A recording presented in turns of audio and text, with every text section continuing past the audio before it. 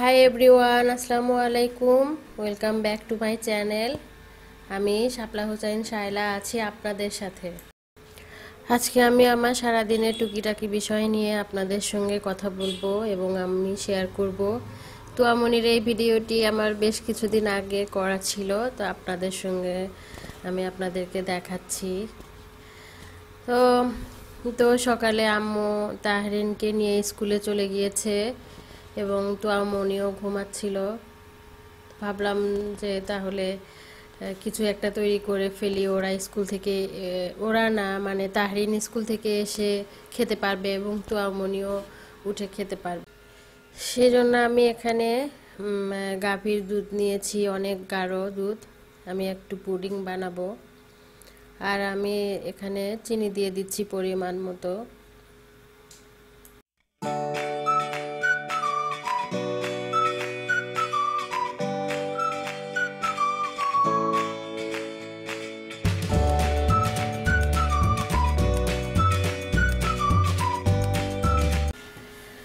দেখতেই পাচ্ছেন কতটুকু ঘন হয়ে গিয়েছে দুধ। এখানে আমি একটু গুঁড়া দুধ দিব, সেই জন্য আমি গরম দুধ একটি কাপে নিয়ে নিলাম এবং এখানে আমি ডিপ্লোমা ইউজ করছি 3 টেবিল চামচ। এটা না দিলেও হয়, তো আমার ভালো লাগে যে পুডিংয়ে আসলে যতটা ঘন দুধ হবে পুডিংটাও অনেক মজা হবে। তো আমি সেই জন্য নিয়েছি। আপনারা শুধু ঘন দুধ দিয়েও করতে পারেন। এখানে আমি দুধটি লিকুইড করে নিয়ে আমি ওই দুধের মধ্যে মিশিয়ে দিচ্ছি।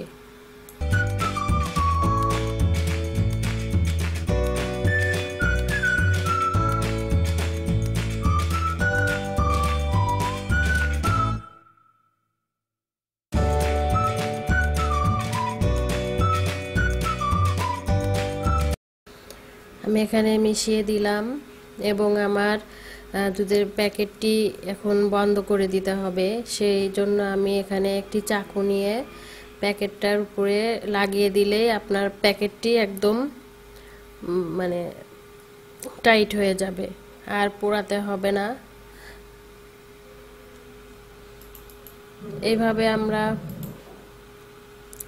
এইভাবে আমরা কিছু প্যাকেট যদি করি তাহলে এইভাবে করতে পারি। দেখেন অনেক সুন্দর, একদম মানে কি যেমন কিনে নিয়ে এসেছিলাম ওরকম একদম এয়ার টাইট হয়ে গিয়েছে।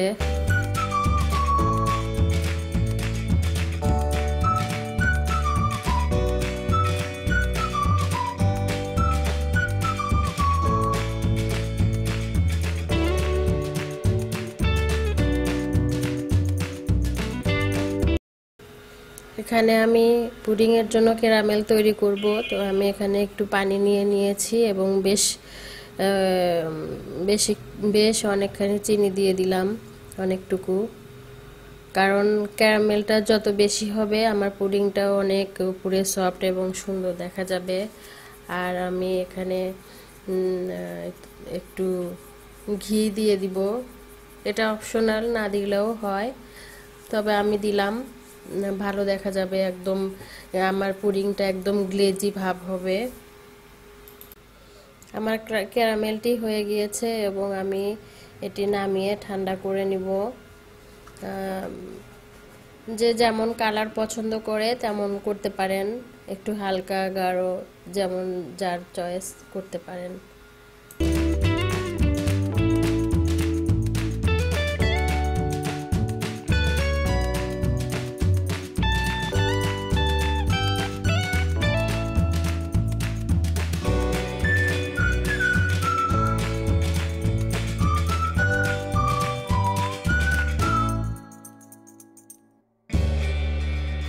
এখানে আমি 4টি ডিম নিয়ে নিয়েছি এবং এটি খুব ভালো করে ফেটে নেব। ডিম ফেটা যত ভালো হবে পুডিংটা সফট হবে, খুব সুন্দর হবে।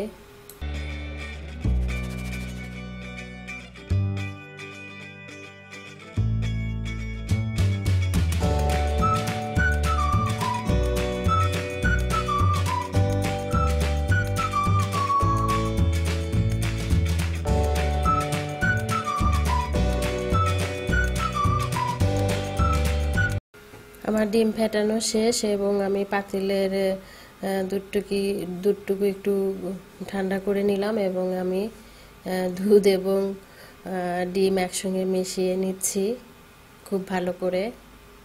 আমার মেশানো শেষ এবং ক্যারামেলটিও খুব সুন্দর সেট হয়ে গিয়েছে, ঠান্ডা হয়ে গিয়েছে। তো এখন আমি ঢেলে দিব। আমি এখানে একটি ননস্টিকের পাতিল নিয়েছি এবং পাতিলের মধ্যে একটু পানি দিয়েছি, বেশ সসপ্যানটার অর্ধেকের মতো পানি দিয়েছি, দিয়ে আমি ঢাকনা দিয়ে ঢেকে দিয়েছি এবং আমার চুলার হিট মিডিয়াম টু হাই আছে। তারপরে একটু পানিটা হিট হলে আমি মিডিয়াম টু লোতে দিয়ে বেশ 20 থেকে 30 মিনিট আমি এটা জ্বালিয়ে নিব। তবে আপনার মাঝে মাঝে দেখতে হবে পাতিলের পানি শুকিয়ে গিয়েছে কিনা। এর মধ্যে আমি একবার এসে দেখে গিয়েছি এবং একটু পানিও দিয়েছি। আর দেখুন আমার পুডিং হয়ে গিয়েছে, চাকুর সঙ্গে কোনো কিছু লেগে থাকেনি, তাহলে বুঝতে হবে যে আমার পুডিং হয়ে গিয়েছে। আর এখানে আম্মু শিং মাছ নিয়েছে একটা মাজনি দিয়ে, অবশ্যই এটা নতুন মাজনি, আম্মু কিনে নিয়ে এসেছে এই শুধু শিং মাছ পরিষ্কার করার জন্য। এটা দিয়ে আমরা শিং মাছ পরিষ্কার করি, পাটাতেও করা যায়, তারপরে খোকসা গাছের পাতা দিয়েও করা যায়। তো এখন এই পদ্ধতিতে খুব তাড়াতাড়ি মাছটি পরিষ্কার করা যায়। এখন কেটে নেওয়া হচ্ছে।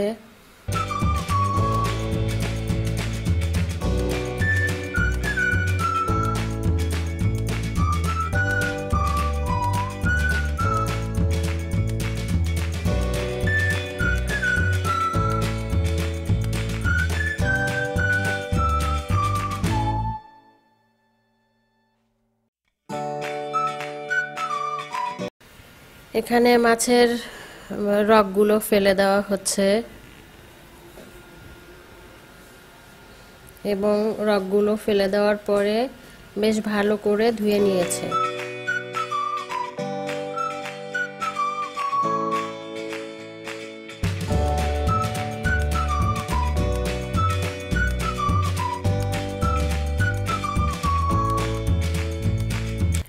মাছগুলো বেশ ভালো করে ধুয়ে নিতে হবে এবং এর মধ্যে মাছগুলো কাটতে কাটতে আমার পুডিং ঠান্ডা হয়ে গিয়েছে।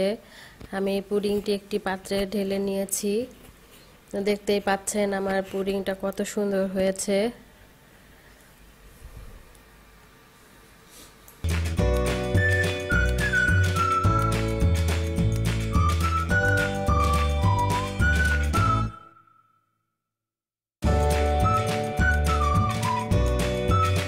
আমার পুডিংটি কত সুন্দর ইয়াম্মি ইয়াম্মি হয়েছে, দেখতেও চমৎকার হয়েছে, তো খেতেও অনেক ভালো হয়েছে, অনেক টেস্টি।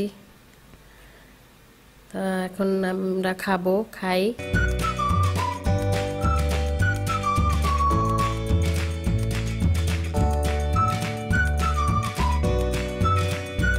তো পুডিং খেলে তো আর পেট ভরবে না, দুপুরে রান্না করতে হবে। সেই জন্য আমি প্রথমেই বলেছি আমাদের বাসায় সবসময় একটি ছোট মাছ থাকে এবং মাছের সঙ্গে আরও কিছু আইটেম থাকে, তবে অবশ্যই ছোট মাছ থাকবেই।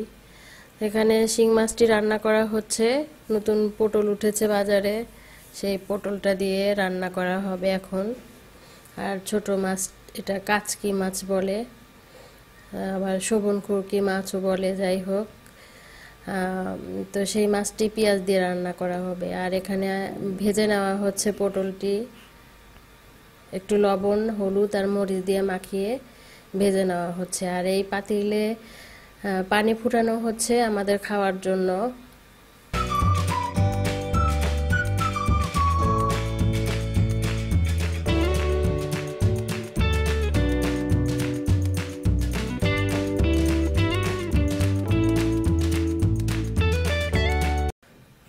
পটলের সঙ্গে একটু আলুও দেওয়া হয়েছে। তো আলুগুলো আমার বাচ্চাদের জন্য, ওরা তো আর পটল খেতে পারবে না, তো পটলটার সঙ্গে আলুও ভেজে নেওয়া হচ্ছে এবং মাছগুলোও ভেজে নেওয়া হচ্ছে। লবণ, হলুদ এবং মরিচ দিয়ে মাছগুলো মাখিয়ে রেখে ভেজে নেওয়া হচ্ছে। আর এখানে তো ছোট মাছ উঠিয়ে দেওয়া হয়েছে। আর শিং মাছের জন্য পেঁয়াজ আর মরিচ ভেজে নিয়েছি, একটু হলুদ দিয়েছি আর সমস্ত মশলাও দিয়ে দিয়েছি, পেঁয়াজ বাটা, রসুন বাটা। আর এখানে মিষ্টি কুমড়া ইলিশের মাথা দিয়ে রান্না করা হবে। এখন ভাজা পটল আর আলুগুলো দিয়ে দিলাম।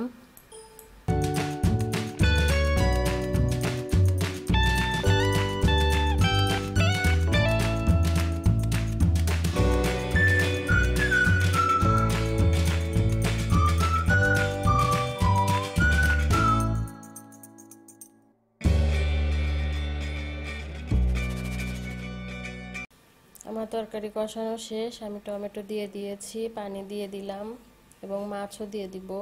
তরকারি হওয়ার আগে আগে একটু জিরার গুঁড়িও দিয়ে দিব। তো আমার এই ছিল আজকের ব্লগ। আমার ব্লগটি যদি ভালো লাগে আপনারা অবশ্যই লাইক করবেন, শেয়ার করবেন, বেশি বেশি করে সাবস্ক্রাইব করবেন এবং ভালো থাকবেন, আমার সাথেই থাকবেন। আল্লাহ হাফেজ।